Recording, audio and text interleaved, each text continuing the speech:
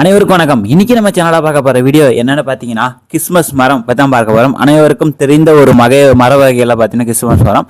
இந்த கிறிஸ்மஸ்கோட வேறு பெயர்களை பாத்தீங்கன்னா கிறிஸ்துமஸ் மரம், தேவதாரு மரம், அப்புறம் பார்த்தீங்கன்னா நிறைய பெயர்களை ஆங்கிலத்தில் அழைக்கப்படுது. அது நான் உங்களுக்கு வீடியோவில் ஸ்க்ரீன்ஷாட்டில் கொடுக்குறேன். பொதுவாக எல்லாருமே கிறிஸ்மஸ் மரம் சொல்லிடுறாங்க. ஆரம்ப காலங்களில் பார்த்தீங்கன்னா இது ஊசிலை மரமே அழைக்கப்பட்டிருக்கு. இது பசுமை மாறா ஊசிலை கூம்பு மரங்கள் இதுதான் பொதுவாக எல்லாருமே அழைக்கிறாங்க. இந்த மூலிகை அனைவருக்கும் தெரிந்துதான். அறிவியல் என்பது ஆரகேரியா அப்படின்னு சொல்லுவாங்க. இந்த குடும்பத்தை சேர்ந்த ஊசிலை மரங்கள் பார்த்தீங்கன்னா இது ஒரு பேரின வகையை சேர்ந்தது. இது பார்த்தீங்கன்னா அது எங்கே உருவானது பார்த்தீங்கன்னா ஜூராசிக் காலகட்டத்தில்னு சொல்கிறாங்க. டைனோசர் காலகட்டத்திலிருந்து இந்த மரங்கள் நம்ம பூமியில் இருக்குன்னு சொல்லப்படுது. இதனுடைய கரெக்டான தாயகம் பார்த்தீங்கன்னா எதுன்னு நம்ம சொல்ல முடியாது. ஏன்னா ஆரம்ப காலத்துலேருந்து உலகம் முழுக்கும் பரவிய ஒரு பேரினமாக இந்த மூலிகை இனம் இருக்குது.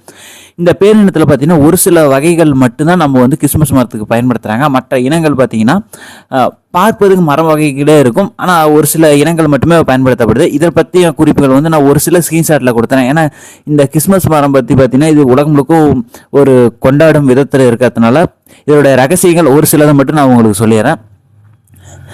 இதனுடைய இலைகள்லாம் பார்த்தீங்கன்னா குறுகியதாகவும் ஊசிலை வடிவத்திலையும் ஈட்டி வடிவத்திலையும் ஒன்றுக்கு ஒன்று பார்த்தீங்கன்னா சிறிதாகவும் காணப்படும்.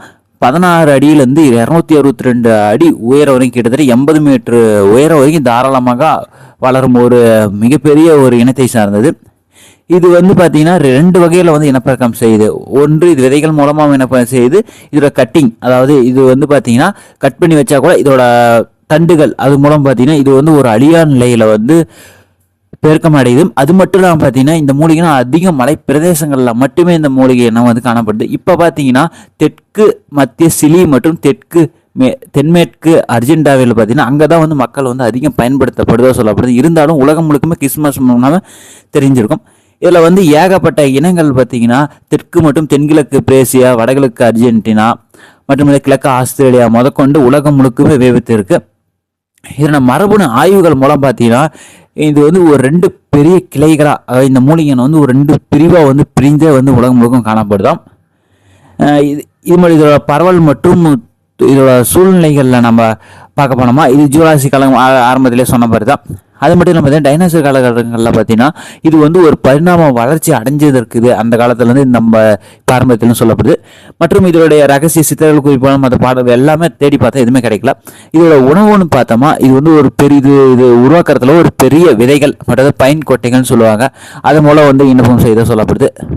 மருந்து ரீதியாக பார்த்தீங்கன்னா இந்த புண்களுக்கான எதிர்ப்பு மருந்துகளுக்கும் வைரஸுக்கான எதிர்ப்பு மருந்துக்கும் நரம்பு பாதுகாப்பு, மன அழுத்தம் அதிகமாச்சுன்னா குறைக்கிறதுக்கும் மற்றும் உறைதல், அதாவது ரத்தங்கள் அதிக வெளியேறிட்டு இருந்துச்சுன்னா உறைதல் தடுக்கிறதுக்கும் இந்த மூலிகையத்தோட இலைகளும் முழு மரமும் பயன்படுத்த சொல்லப்படுது.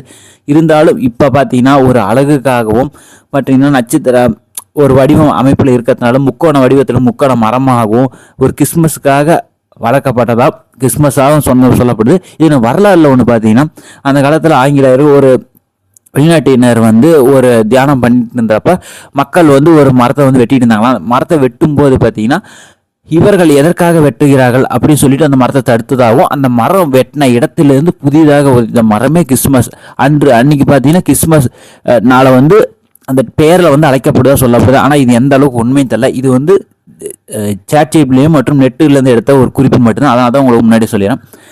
சுமார் பார்த்தீங்கன்னா நம்ம பூமியில் 3,30,00,000க்கும் மேற்பட்ட மரங்கள் பார்த்தீங்கன்னா வட அமெரிக்காவில் வருடந்தோறும் விற்கப்படுதாம்.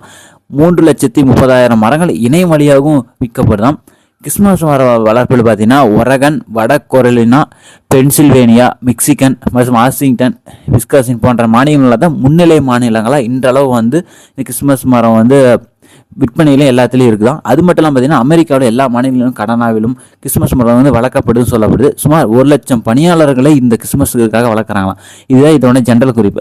கிறிஸ்மஸ் மரம் நவீன யுகத்தில் இந்த காலகட்டத்தில் பார்த்தா மின் விளக்குகால வர்ண ஜாலத்தோட விலையுறந்த அலங்கார பொருட்களோட காட்சி அளிக்கிறதுக்கு மட்டுமே ஒவ்வொரு கிறிஸ்மஸ்னாலையும் ஒரு விற்பனைக்காகவும் அதே கிறிஸ்மஸ் கொண்டாட்டத்துக்காகவும் பயன்படுத்தப்படுறாங்க. இதோட முழு பயன்கள் தெரிஞ்சால் மறக்காமல் கமெண்ட் சொல்லுங்கள். அது மட்டும் இல்லாமல் பார்த்தீங்கன்னா இந்த மரத்தை பார்த்தீங்கன்னா விதவிதமான வண்ண காகிதங்கள் தயாரிப்பில் அதிக அளவு பயன்படுத்துகிறாங்க. மற்றும் அந்த காலத்தில் கண்டம் விட்டு கண்டம் கடல் கடந்து கடல் செல்வதற்கு முக்கிய பாய்பரப்பு படங்களில் பார்த்தீங்கன்னா இந்த பைன் மரங்கள், இந்த ஆரகேரியா, இங்கே இந்த கிறிஸ்மஸ் மரங்களும் அதிக அளவு பயன்படுத்தப்பட்டிருக்கு. ஓகே ஃப்ரெண்ட்ஸ், இந்த வீடியோ பிடிச்சிருந்தா லைக் பண்ணுங்க, ஷேர் பண்ணுங்க, அப்படி கண்டு செலக்ட் பண்ணுங்க. மற்றும் பார்த்தீங்கன்னா இந்த மூலிகை இனங்கள் வாங்கணும் அதிக அளவு வந்து குளிர் பிரதேசங்களில் மட்டுமே பார்க்க முடியும். ஏன்னா ஆதி காலங்கள்லேருந்து ஒரு மூலிகை இன பட்டியலை மிகப்பெரிய ஒரு பேரின வகை பட்டியலை பார்த்தீங்கன்னா இந்த பைன் மரங்கள். நன்றி.